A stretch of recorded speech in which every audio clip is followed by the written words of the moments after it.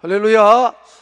이렇게 인사합시다. 성령님은 언제나 우리를 가르치셔서 바른 길로 인도해 주십니다.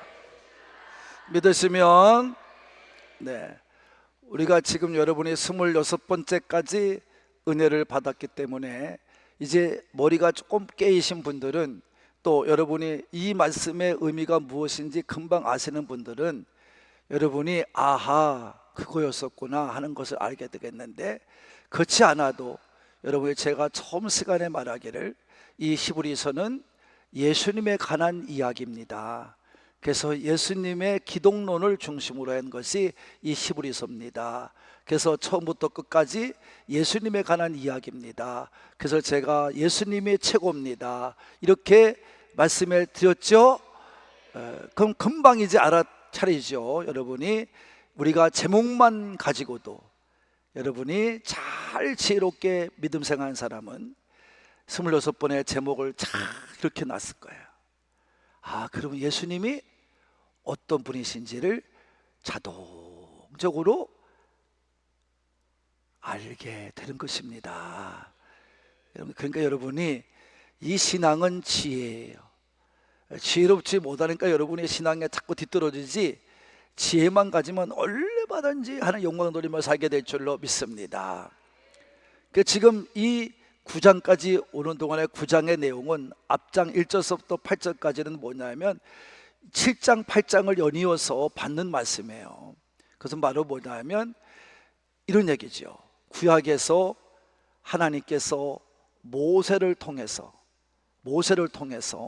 여러분이 율법을 주시고, 더불어서 율법을 주신 후에 뭐 했냐면 성막의 모양을 가르쳐 주어서 성막을 짓게 하셨어요.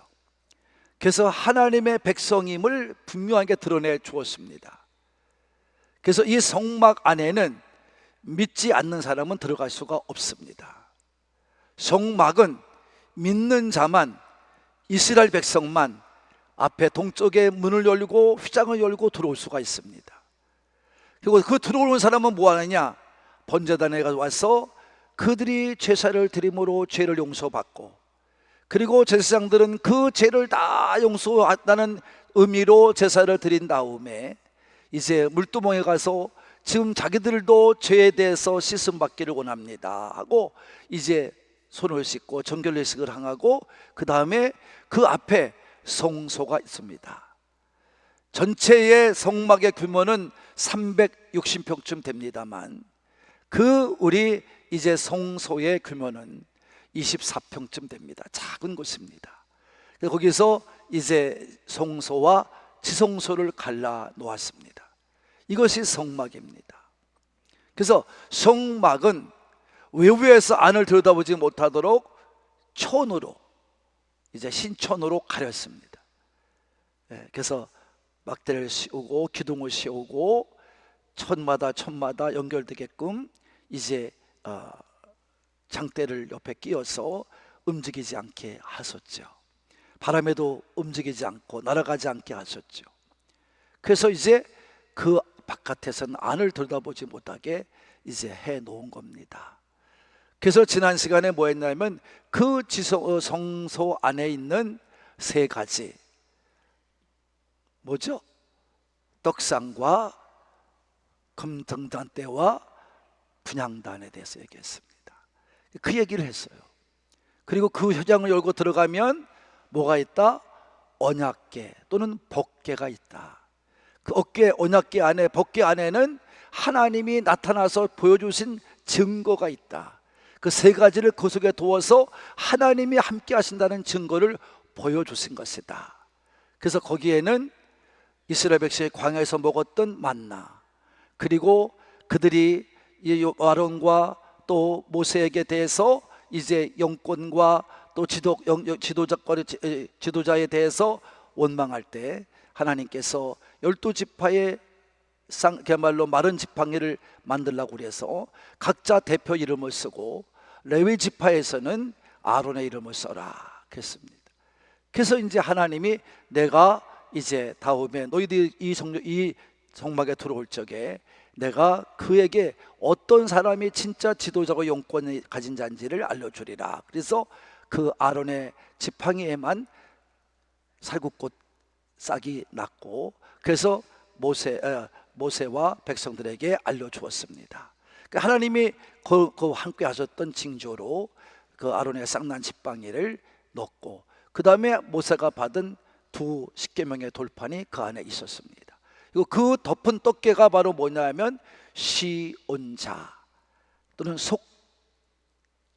속죄소 이렇게 했어요. 거기는 누가 같이 있다? 천사가 맞대고 있었다. 그래서 하나님이 거기에 임재하시면서 대상이 1년에 한 번 들어와 죄를 용서받을 때 거기에 구름같이 임하심으로 말미암아 응답해 주신 줄로 믿습니다. 이렇게 해서 그 안에 성소와 지성소 안에 무엇이 있는지를 분명히 말씀해 주었습니다.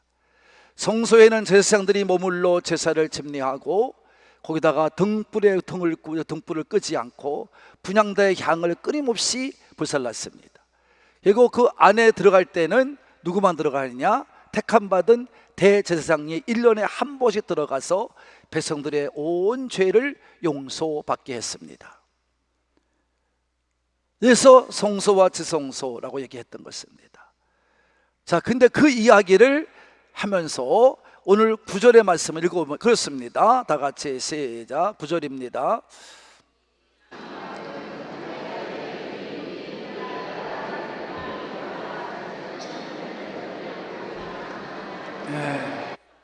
그래서 여러분 이렇게 말했어요. 이 장막, 이 성막이란 말이죠. 장막으로 적기 때문에 장막으로 그런 거예요. 성막은 현재까지의 비유다. 지금에 있는 것에, 지금에 있는 현상에 대해서 비유로 말씀한 거다. 비유는 어느 한 관점이나 어떠한 사물을 통해서 빗대어 놓고 설명하는 거예요. 이게 비유라고 그래요. 여러분, 그러니까 뭘 비유한 거냐? 그것은 바로 뭐냐면 옛날 구약의 모세가 받았던 성막과 지금 예수님이 가지고 있는 대상의 지금에 대해서 분명히 비유로 말씀한 거다, 이런 말입니다. 이해하신 분만, 그렇죠? 이해를 하시고 넘어가야 됩니다. 여러분이 그냥 넘어가고 술렁술 넘어가면 안 돼요. 자, 자꾸 지우지 말아주세요. 이것 좀. 여러분, 그래서 이제 이는 이에 따라 드리는 예물과 제사는 섬기는 자들의 그 양심을 온전하게 할 수 없나니. 이건 또 이미 벌써 은혜를 받았어요. 몇 장에서 은혜를 받았냐면 여러분이 7장에서 은혜를 받았어요. 무슨 얘기냐면 이거죠. 이 구약의 이 모세가 드려진 이 아론을 통해서 제사장들을 통해 드려진 제사는 외모, 겉, 사람의 욕심만을 해결할 수 있어요. 제사를 드림으로 용서받게 할 수 있어요. 욕심만을. 속마음은 누구도 그건 해결할 수 없어요. 그래서 온전하게 할 수 없다고 그런 거예요. 그러니까 그 제사법을 가지고는, 예법을 가지고는 절대로 인간의 온전하게 죄를 사줄 수가 없었다, 이 말입니다. 이해하셨죠? 10절 갑니다. 10절 시작.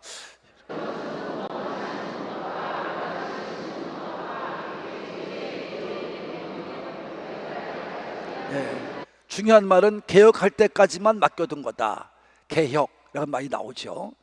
자, 이것은 바로 뭐냐? 이 제사법은 먹고 마시는 것과 여러 가지 씻는 것과 함께 육체 예법일 뿐이다. 육체 예법일 뿐이다. 또 얘기합니다. 육체 예법일 뿐이다.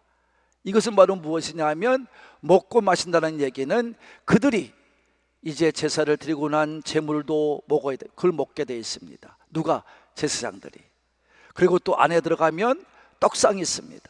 떡도 일주일에 한 번씩 그걸 교체해야 됩니다. 그럼 그 교체한 떡은 누가 먹느냐? 제사장만 먹습니다. 근데 제가 분명히 출애굽 강의 때 분명히 말씀하기를 이 떡 한 덩어리가 보통 40-50명이 먹을 수 있는 분량이다 라고 제가 말씀해 드렸습니다. 12덩이가 있어요. 12지파를 대표하니까. 그래서 이렇게 만들어서 하고 일주일 만에 나온 떡을 먹어야 됩니다. 고기와 떡을 음식을 해결한 거죠.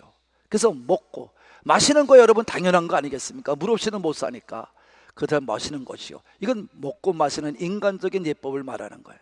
그리고 여러 가지 씻는 것, 이거는 물두멍에서 제사장이 들어올 적에 씻음을 말하는 거죠. 이같이 예식은 겉모습만 할 뿐이다 이런 말이에요. 육체 예법일 뿐이다 이 말이에요. 속은 건들지 못해요. 마음은 건들지 못해요. 양심은 건들지 못해요. 율법은 그야말로 육체적인 것만 따를 뿐입니다. 그래서 그것은 그 육체적인 예법은 언제까지만? 개혁할 때까지만. 개혁이 뭐예요 여러분? 예수님이 오실 때까지란 말이에요. 개혁, 이건 반드시 이루어지는 것을 말하는 거죠. 여러분, 이것은 그것이 변화되는 것을 말해요. 바꿔지는 것을 말해요. 근데 그것을 개혁이라고 말하는 것은, 이 혁자는 여러분 가죽 혁자 아닙니까? 그러니까 여러분 이 가죽을 벗길 때는 항상 피가 납니다. 여러분, 그러니까 여러분 이건 뭐냐면 피를 흘려서 모든 것을 분명하게 하는 것처럼, 피는 생명이잖아요. 그러니까 이거는 피를 흘려서 모든 걸 분명히 할 때까지 하는 것처럼 반드시 이루어질 일이다 라고 하는 것을 이렇게 말씀했어요. 표현했어요. 개혁할 때까지만 맡겨둔 것이다. 예수님이 오셔서 죽을 때까지만 맡겨둔 거다, 이런 얘기입니다. 이해하셨죠? 예, 그러니까 성막은 예수님이 올 때까지만 맡겨두고, 그 다음에 제사장들이 드렸던 모든 제사나 대상이 되었던 모든 제사나 모든 것들도 예수님 오실 때까지만 이제 그것이 이루어진 것뿐이다 라고 하는 것을 분명히 말씀해 주었습니다. 자, 왜 그렇게 이렇게 말씀할까요? 히브리 저자는 지금 이 편지를 받은 사람이 누구다? 예, 유대인 중에 예수를 믿겠다고 개종한 사람이에요. 그러니까 이들은 어려서부터 뭐만 배웠어요? 율법 가지고 예법만 배웠던 거예요. 그러니까 이것을 금방 깨우치기는 힘들어요. 그러니까 히브리서 기자는 예수님이 누구라는 것을 계속해서 얘기하고 있는 겁니다. 너희가 믿는 예수님이 그렇게 위대하신 분이다. 너희는 그래서 좋은 구원을 받았고 좋은 소망 가운데 있었고 너희들은 좋은 일에 동참한 자가 된 거다. 이렇게 좋다는 얘기 자꾸 한 거예요. 이건 다 앞서 은혜를 받았어요. 네, 11절 갑니다. 시작. 그리스도께서는 장래 좋은 일의 대상으로 오사 손으로 짓지 아니한 것 곧 이 창조에 속하지 아니한 더 크고 온전한 장막으로 말미암아. 그렇잖아요. 더 크고 온전한 장막으로 말미암아고 이제 12절에 이어집니다. 그럼 예수님께서는 뭐냐? 이 개혁할 때까지 맡겨줬기 때문에 예수님이 오시고 난 후에는 바로 뭐예요? 더 좋은 일의 대상으로 오신 거예요. 무슨 더 좋은 일이에요? 우리를 구원하시고자 장래의 모든 사람들이 예수님을 통해서 구원받고자 하는 일에, 장래의 좋은 일에 여러분 뭐예요? 죽어주심으로, 우리를 위해 피 흘려 죽어주심으로 우리 모두를, 전 인류를, 저와 여러분을 구원하시기 위해서 오신 대상으로 오셨다, 이 말씀인 줄로 믿습니다. 그래서 그분의 이 드리는 제사는 손으로 짓지 아니한 것 곧 창조에 속하지 아니한 더 크고 온전한 장막에서 이루어진다. 뭐예요? 손으로 지었다는 얘기는 사람이 지었다는 거고, 창조에 속하지 않았다는 얘기는 이생에 속하지 않았다는 겁니다. 그죠? 이생에 속하지 아니하고 사람이 짓지 않은 곳에서 온전한 장막에서 이제 이루어진다 이 말이에요. 이 대상의 일이 지금까지 대상은 어디서? 사람의 손에 의해서 지어진 성막에서 지었지만 이제는 그렇지 않다. 온전한 장막, 더 크고 온전한 장막. 자, 어디에 있겠어요? 하늘에 있겠죠. 자, 12절입니다. 시작.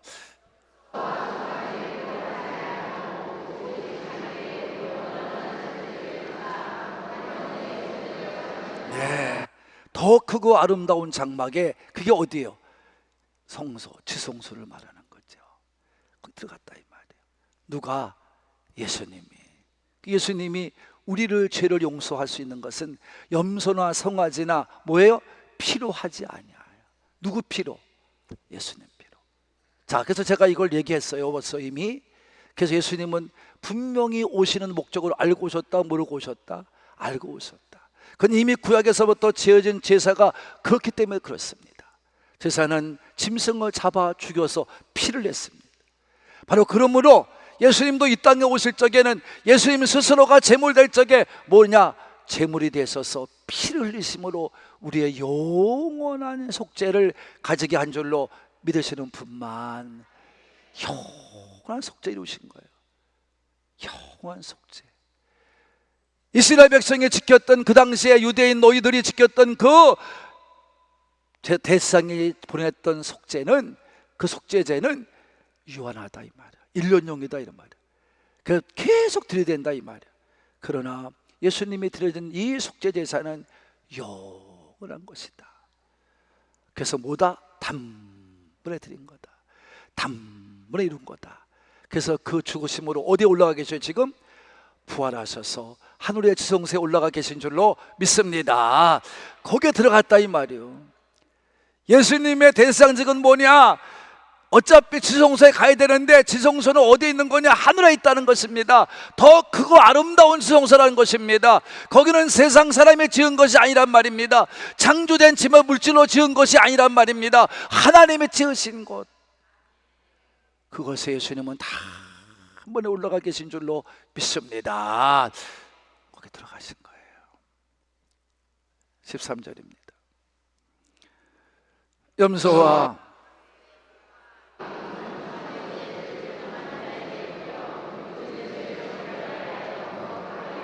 그렇잖아요. 그들이 육체에 그 피를 뿌리고 육체에 정결하게 했다는 얘기는 그들의 피를 가지고 백성들의 죄를 용서했다는 겁니다. 그 죄를 용서받았다는 겁니다. 그래서 염소와 황소의 피와 암송아지의 재, 이것도 뭘까? 또 나와요. 이 암송아지의 재는 민수기 19장에 나오는 얘기입니다. 그래서 여기는 붉은 암송아지라고 그러죠. 저는 이 붉은 암송아지를 왜 드렸나 하고 많이 제가 찾아봤는데 어떤 설명도 누구도 제대로 한 적이 없어요.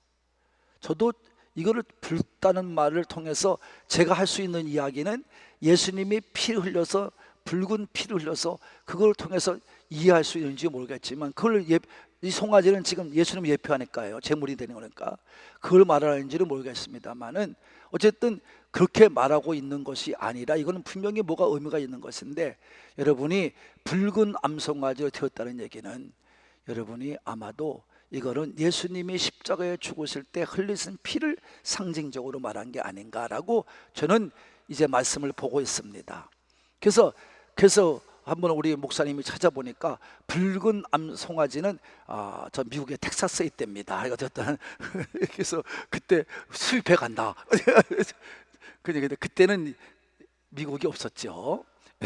그러니까 그건 있을 수가 없는 얘기고, 그러니까 아마 유대 땅에는 붉은 암송아지가 있지 않았었냐 하는 것은 여러분 의심할 바는 없습니다.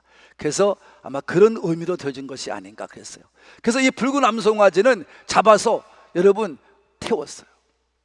태워가지고 뭐 했냐면 재를 가지고 뿌렸어요. 재를 사용했어요. 그러니까 염소의 피, 황소의 피, 이것을 여러분 가지고 이제 제단에 뿌리고, 이게말로 번제단 뿔에 바르고, 그래서 백성의 죄, 본인의 죄를 용서받게 했습니다. 또 암송아지의 피를, 이것을 잡아서 여러분 태워줘서 재를 가지고 뿌림으로써 뭐 했느냐? 부정한 자에게, 그랬어요. 부정한 것을 제했다는 거죠. 부정한 것을 제했다. 그래서 그 육체를 뭐 했다? 정결하게 했다. 그래서 뭐 하게 했다? 거룩하게 했다. 다 같이 부정한 것을 제거하고 거룩하게 했다. 왜? 하나님이 거룩하니까 너희도 거룩하라. 거룩한 자가 되어 하나님을 섬길 수 있기 때문에 그렇습니다. 할렐루야. 그러니까 이렇게 말씀한 거예요. 그러니까 부정한 자, 또 거룩하지 못한 자의 육체를 정결하게 해서 하나님을 온전히 섬기게 만들 때도 염소의 피와 황소의 피와 암송아지의 재를 가지고 뿌려서 그것들을 다 발라서 했는데, 이런 얘기죠. 어디서? 속막에서 누가? 제사장이나 대제사장들이 했단 말이죠. 14절입니다. 13절인가요? 4절 맞죠? 시작.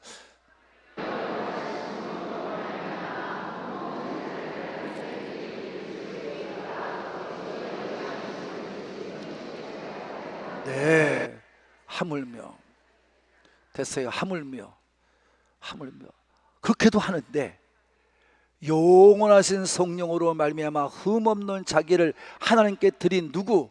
그리스도의 피가 어찌 너희의 죽을 행실 육체적인 일이나 마음 양심을 왜 깨끗하게 하고 살아계신 하나님을 섬기지 못하게 하겠느냐 이런 말. 사람들이 하는 행위를 가지고도 했는데 용서받았는데 어찌 예수님이 흘린 피를 가지고 못하겠냐 이런 말이야. 근데 그 예수님은 어떤 분이다? 영원한 성령으로 말미암아 오신 분이다. 할렐루야. 이건 뭐예요? 예수님의 오심이 누굴 통해 오신 거예요? 성령을 통해 오신 거예요. 그래서 마리아에게 찾아오셨죠? 천사가 오서 뭐라고 그래요? 마리아여, 내가 잉태할 거다. 무슨 소리야? 내가 남자도 모르는데 무슨 소리입니까? 그는 남자를 알고 하는 것이 아니야. 너의 잉태는 누가 하는 거다? 성령님이 잉태하신다. 그러니까 마리아가 아멘, 주여 뜻대로 하시옵소서 이렇게 얘기하잖아요. 그러니까 이분의 오심은 성령으로 오신 분이야. 깨끗한 거룩한 영으로 오신 분이야.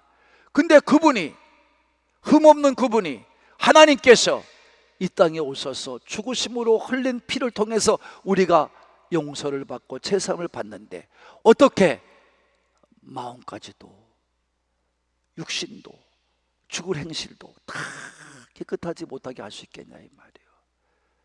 여러분, 우리가 하나님을 섬길 수 있는 것은 이와 같이 구약에는 제사장들이나 대제사장들이 지낸 그 제사를 통해서 했던 것처럼 오늘날 우리가 하나님을 섬길 수 있는 것은 뭐 때문입니까?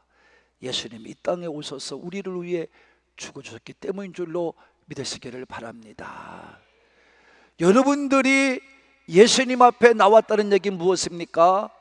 세상에 지냈던 제사보다 더 위대한 거며 더 능력 있는 거예요. 의심하지 말라는 거예요. 예수님이 오신 이유는 여러분, 우리의 속까지, 양심까지도 마음까지도 깨끗하게 청결하게 씻어주시는 일인 줄로 믿으시는 분만 크게 아멘 합시다. 그래서 믿는 사람은요, 속과 겉이 같은 거예요. 어떤 거라고요? 같은 거예요. 예수를 믿겠다고 나오면서도, 여러분 예수를 믿는다고 하면서도 여러분이 아직도 세상 것 같은 생각, 세상 같은 죽은 행실, 이런 것들, 거짓된 행실, 여러분 남을 속이는 행실, 보기 어렵지 못한 행실, 여러분 정말 그런 모든 것들이 있다면 여러분은 여기 나와서 앉아 있어야 이유도 없고 여기 앉아서 아무런 것도 드릴 필요가 없습니다. 깨끗해져야 돼요. 청결해야 돼요. 그래서 마음이 청결해야 누구를 볼 수 있다? 하나님을 볼 수 있는 거예요. 어디 들어갈 수 있다? 하나님 나라에 들어갈 수 있는 거예요. 아무나 못 들어가요. 예수님의 은혜로만 들어가요. 그걸 믿어야 들어가는 거예요. 여러분 믿어야 돼요. 믿으시는 분만 아멘 합시다. 그래야 하나님의 섬긴 자가 되는 거예요. 저는 단호하게 말씀드리는 겁니다. 이 땅에 왜 교회가, 여러분 온전하지 못한 교회가 뭐냐? 왜 여러분 믿는 자가 온전하지 못한 믿음의 사람이냐? 그건 단호한 거예요. 여러분 거짓됨을 보이지 못하기 때문에 구원받지를 못해요. 그러니까 이 교회가 수없이 옛날보다는 많은데 나라에 대해서 영향력을 끼치지 못하는 거예요. 세상적인 사람을 변화시키지 못하는 거예요. 내가 깨끗해야, 내가 정결해야 남도 깨끗해질 줄로 믿습니다. 정결할 줄로 믿습니다. 신용대 목사가 건강하지 못하고 깨끗하지 못하면 여러분도 정결하고 깨끗하지 못하는 거야. 그러니까 여러분, 저를 망하게 하는 일은 한 가지밖에 없어. 여러분이 나가서 여러분 스스로가 죄짓고 살면 돼. 할렐루야.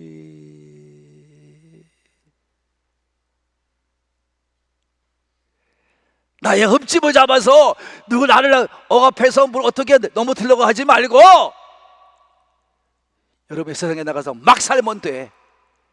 그럼 신용대 목사 그렇게 하지 않아도 창피찬란한 거예요.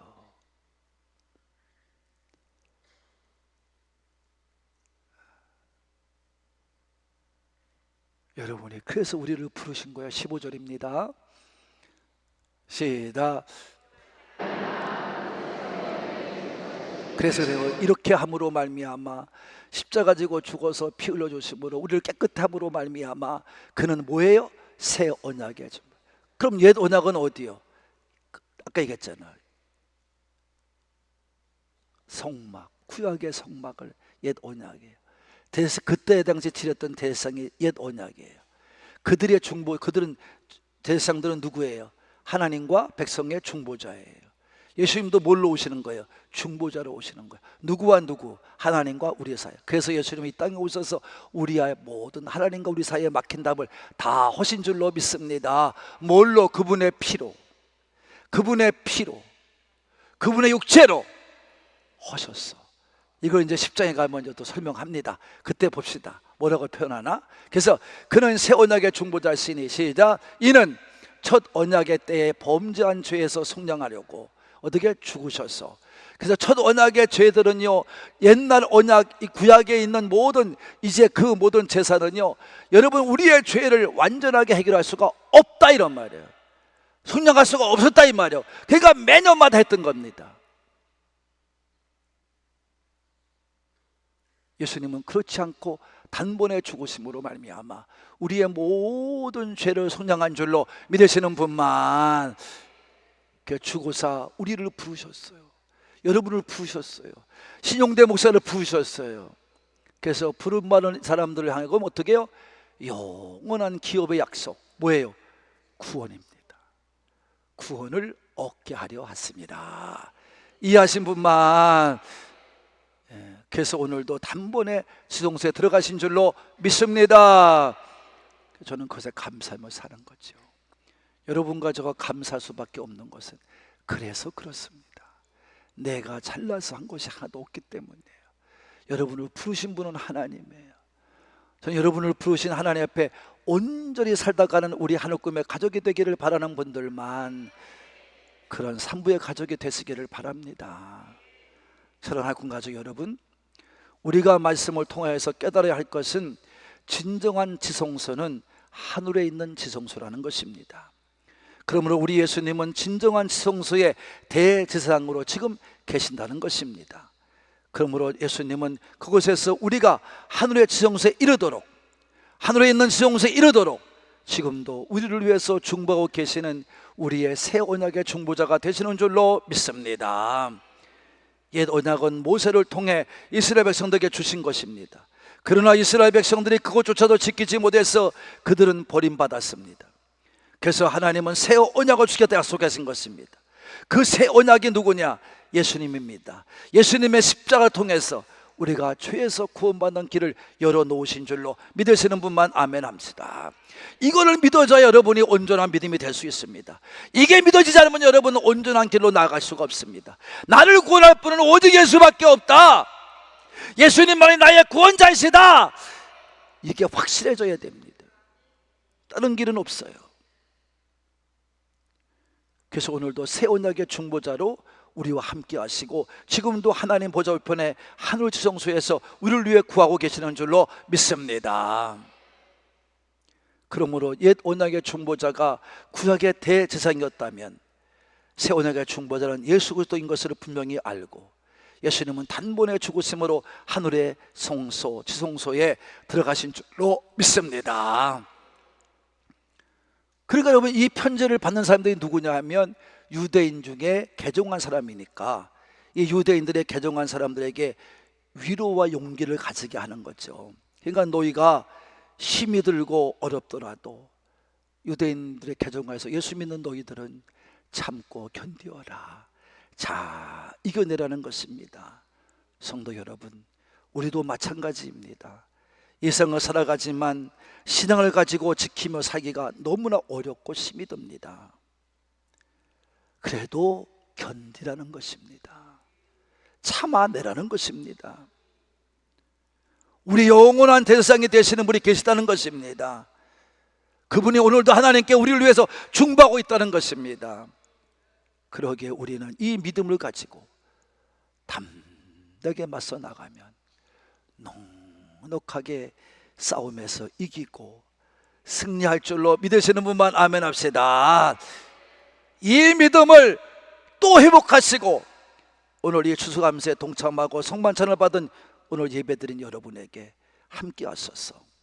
여러분 모두가 승리하여 정말 이 땅에서 이제 오늘 은혜 받고 내려가는 우리의 발걸음이 세상을 넉넉히 이기며 나갈 수 있는 여러분의 은혜의 삶이 되기를 바라며 오늘도 세상을 향해 힘차게 나아가시는 우리 가족이 되시기를 예수님의 이름으로 축복합니다. 축복합니다.